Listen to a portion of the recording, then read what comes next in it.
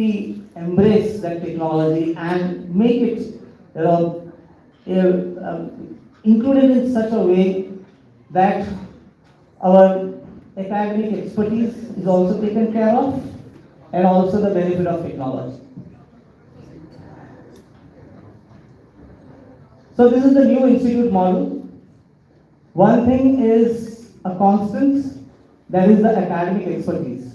For any institute, I think one or two senior trainers are essential. When they stand there and deliver the lesson plans and also interact with the students, they become the hallmark for the institute.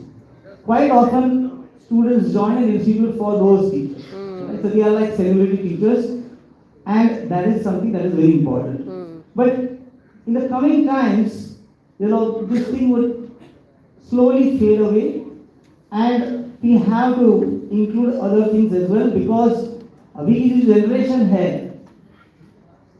They are spending a lot of time in front of screen. So we have to keep in mind that something that is the technology infrastructure. So a robust technology infrastructure also has to be there, and data-driven tracking. So these are the three core pillars going forward for successful institutes: the experience, the new technologies, right? And in a flip, we have the entire thing about the student, about his journey. So there is a little compare and contrast of the batch coaching, which has always been there, and this is something that is indispensable. आगे चल के भी होगा. But along with that, what if there is a technology that has got skill-based exercises, full mock tests, and with AI evaluation? Someone may say that we can. I think that AI may not be that accurate or anything. It's a tutor. That is a main trainer, right? And AI is actually helping the main trainer in delivering or giving feedback to the students. And if this amalgam happens, then the institute, the hybrid model that we talk about, is the short way going forward.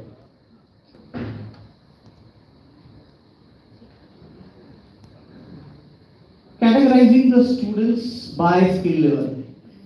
One thing which has always been there for all the trainers, they will be able to relate to it, is that we have those mixed level matches. We have students, who will be just beginners.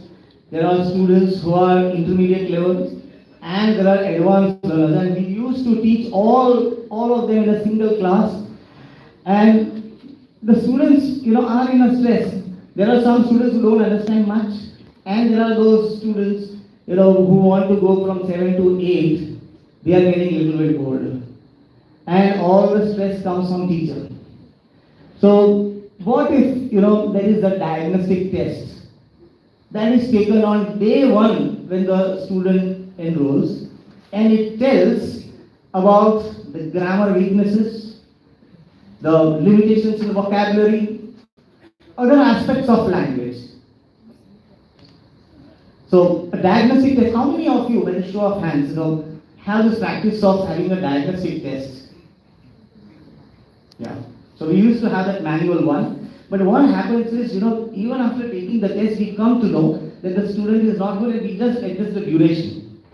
But here, these digital platforms, they design the course in such a way. For instance, if any of us would take a diagnostic test, immediately it would recognize that you are a superior candidate. Right? You are a candidate who's maybe on an average band 7, and you want to go to 8. So all the lesson plans, even in PT, if you see, read aloud for a beginner, right, and for an advanced, it's completely different.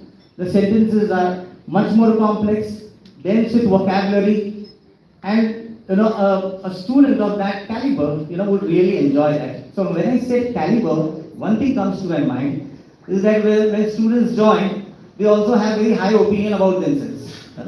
Right? So since it's a little commercial thing, right? So they have paid the fees. Now they put all the stress on the trainer and the institute. And intuitively, a trainer might say that you are at band 5 and it will take a lot of time, but he would say, no, right? Ma'am, I am able to speak in English. Right? I am able to talk to you, which means that I should not be taking more time. I think in 1.5 months I should be able to get 7. Taking a diagnostic test will tell that the student might be good at speaking, right? Chirpy and chanty in the colloquial English that one might have picked. But when it comes to writing, structured writing, the student may miserably fail. So that is a reality check. It puts the student in place, and it is for a good reason. Because then the student develops that confidence and the trust in the trainer. That okay, because this is a third thing. Right? See, we don't have doctors these days checking the pulse and saying maybe this is something wrong with you. They can't, even if they want. They have the scans, they have the MRIs. So we are moving in this direction where the trainers would have the support of technology. I'm not saying that, so maybe I might be wrong. This is a fair test, right? So this is the test taken by all the students. Some of the students have been marked. This is how it is. Then the student realizes. And if we get the system. Ultimately, we want the student to score more and tell the student that okay, you are at this band level, right, or this score. In 3 months of time, we are going to take you to the next score, the target score that you want. I'm live. So once imagine diagnostic test ho gaya, right, the student is enrolled. Now comes into the regular classes, continuous practice. Right? Everyone would again agree to this that it's solely practice with proper feedback. Again, right? It's not only practice but feedback. But that consistent practice is the key for success for most of the students. So there is no two-way about it. Now what happens that as a trainer, right, so the student is with me for 2 hours. And I give him some home assignment also. But the student will go home and get distracted. And the next day he will not do the homework or he will not do that kind of practice. He wants to crack it in 1.5 months. He has to practice 4 to 6 hours. Is there a system that will take care that whenever he is going home and maybe they all stay up till late nights?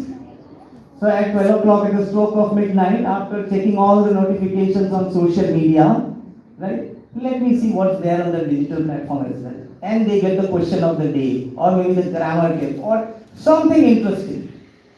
Their attention span is very short. But if you start that, building habits, very important. So we kind of try to change that negative habits, screen into this. And they would practice, right? So I think the entire generation now is quite okay with the fact that we need to practice on the computer. This is an era of instant gratification. Students, as ma'am said, right, I used to spend my Sunday mornings checking papers. There were days when 100 papers used to be there and I would just try to finish it before 11 so that I can enjoy my Sunday. But now students are not going to it, right? I can't tell them, you'll get the